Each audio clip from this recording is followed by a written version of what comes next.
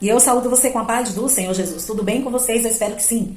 Preparado para a nossa leitura diária de hoje? Feche os seus olhos, assim oremos. Senhor, meu Deus e meu Pai que está nos céus, obrigada por essa oportunidade de estarmos aqui, Senhor, mais uma vez em Tua presença para junto lermos a Tua palavra.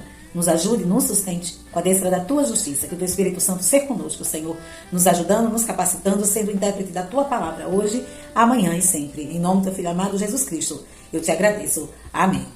Amém? As nossas leituras diárias de hoje estão em 2 Crônicas, capítulo 24, 2 Reis, capítulo 12, Salmo 50, Mateus, capítulo 9. 2 Crônicas, capítulo 24, diz assim: as reformas de Joás no templo.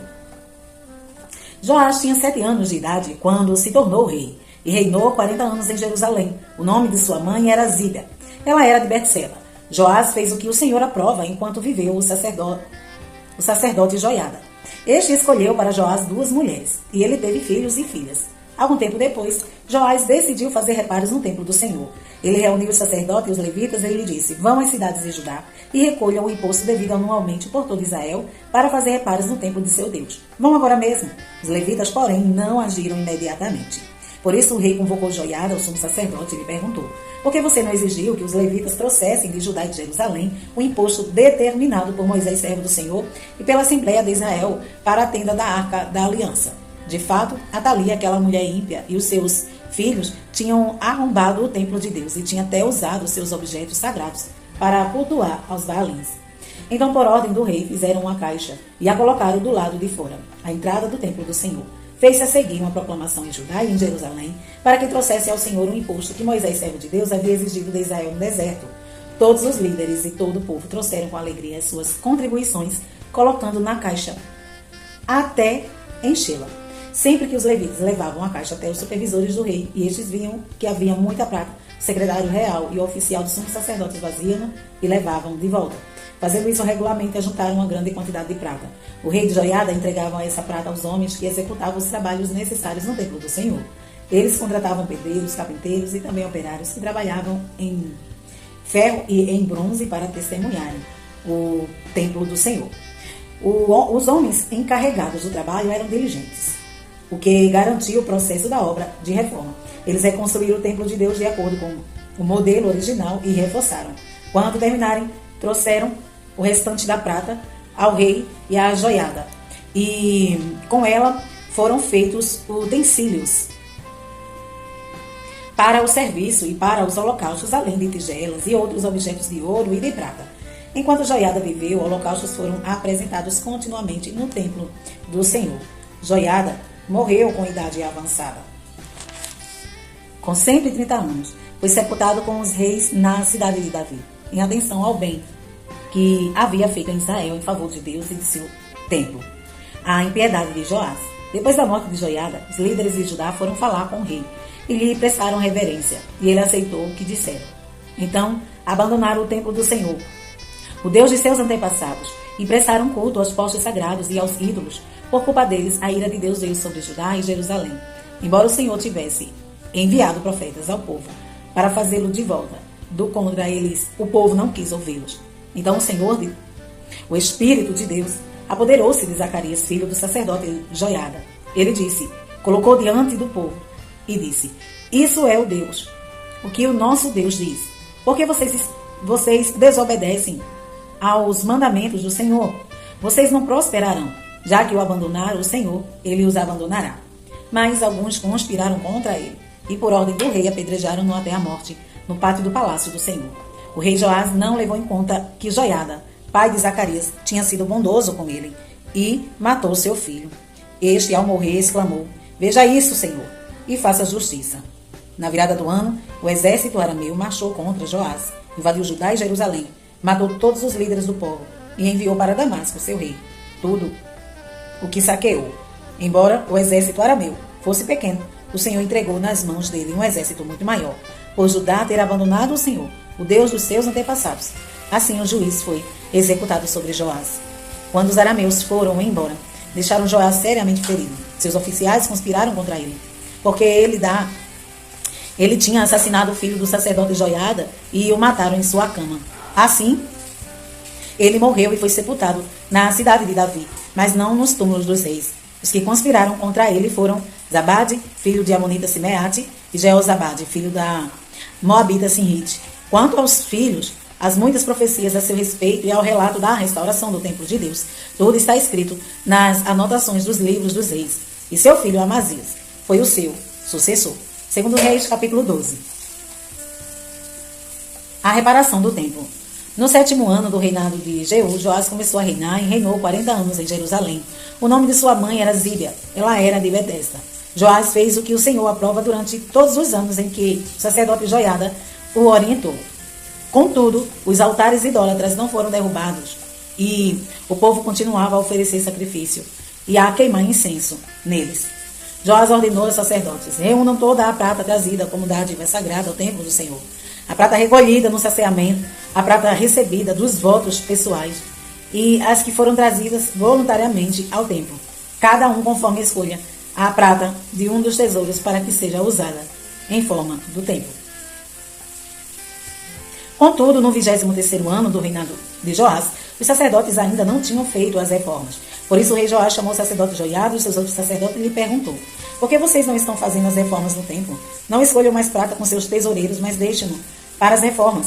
Os sacerdotes concordavam em não mais receberem nenhuma prata de ouro, e em não secarem, e em não serem mais os encarregados dessa reforma.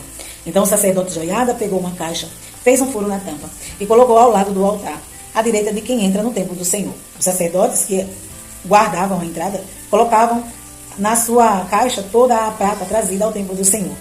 Sempre que havia uma grande quantidade de prata na caixa, o sacerdote, o secretário real e o sumo sacerdote vinham, pesavam a prata trazida ao templo do Senhor e a colocavam em sacolas. Depois de pesada, entregavam a prata aos supervisores do trabalho no templo. Assim pagavam aqueles que trabalhavam no templo do Senhor, e os carpinteiros e os construtores, os pedreiros e os cortadores de pedra. Também compravam madeira e pedras lavradas para os concertos a serem feitos no templo do Senhor e cobriam todas as suas despesas. A prata trazida ao templo não era utilizada na confecção de bacias de prata, cortadores de pavio, bacias para aspersão, cornetas ou qualquer outros utensílios de ouro ou prata para o templo do Senhor era usada como pagamento dos trabalhos, e eles a empregavam para o reparo do templo. Não se exigia a prestação de contas dos que pagavam os trabalhadores, pois agiam com honestidade. Mas a prata das ofertas pela culpa e das ofertas pelo pecado não era levada ao templo do Senhor, pois pertencia ao sacerdote. Nessa época, Azael, rei da Síria, atacou Gade e conquistou. Depois decidiu atacar Jerusalém e conquistou. Então Joás, rei de Judá, apanhou todos os objetos consagrados por seus antepassados Josafá, Joram e Acasias, rei de Judá, e os que ele mesmo havia sido consagrado, e todo o ouro encontrado no depósito do templo do Senhor e do palácio real, e virou tudo a Azael, rei da Síria, que assim descobriram, desistindo de atacar Jerusalém. Os demais acontecimentos do reinado de Joás e sua realização são todos escritos nos livros dos registros históricos dos reis de Judá. Depois dos dias de seus oficiais conspirarem contra ele e o assassinarem em Bet-Mil, no caminho que desce para Sila, os filhos de Simeate e Zorobabel, filho de Somer, ele morreu e foi sepultado junto aos seus antepassados, na cidade de Davi. E seu filho, Amazias, foi o seu sucessor. Salmo 50. Para o cantor, para o mestre de música, Salmo dos Coraitas.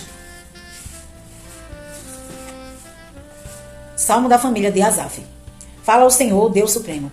Convoca toda a terra, do nascente ao poente. Desde Sião, perfeita em beleza, Deus resplandece.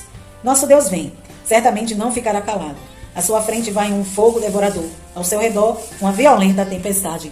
Ele convoca os altos dos céus e a terra, para o julgamento do seu povo. Ajuntem os que me são fiéis, que mediante sacrifício fizeram aliança comigo. E os céus proclamam a sua justiça, pois o próprio Deus é o juiz. Ouça, meu filho, pois eu falarei e vou testemunhar contra você. Israel, eu que sou Deus, o seu Deus. Não o acuso pelos seus sacrifícios, nem pelos seus holocaustos, que você sempre me oferece. Não tenho necessidade de nenhum novilho dos seus estábulos, nem dos bodes de seus currais, pois todos os animais da floresta são meus.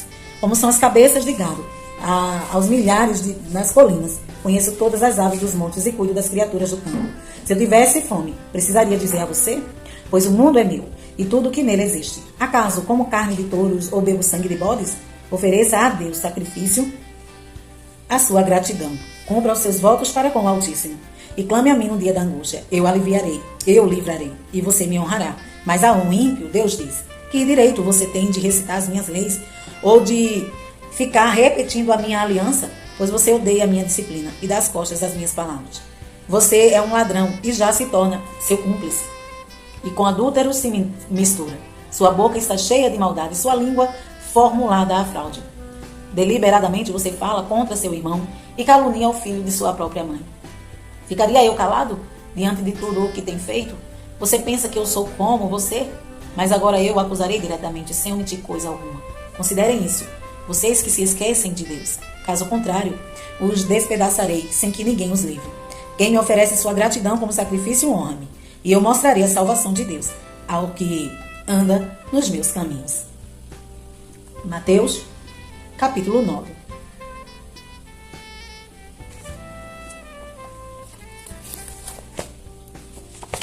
Jesus cura um paralítico.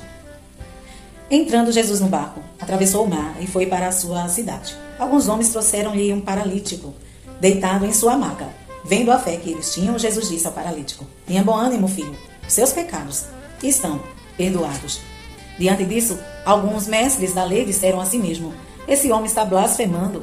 Conhecendo Jesus, seus pensamentos, disse-lhe: por que você está pensando maldosamente em seu coração? Que é mais fácil de dizer: seus pecados estão perdoados, ou levante-se e ande? Mas para que vocês saibam que o Filho do Homem tem na terra autoridade para perdoar pecados, disse ao paralítico: levante-se, pegue a sua maca e vá para casa. Ele se levantou e foi. Vendo isso, a multidão ficou cheia de temor e glorificou a Deus, que dera tal autoridade aos homens. O chamado de Mateus. Saindo Jesus, viu um homem chamado Mateus, sentado na coletoria, e disse-lhe: siga-me. Mateus levantou-se e o seguiu.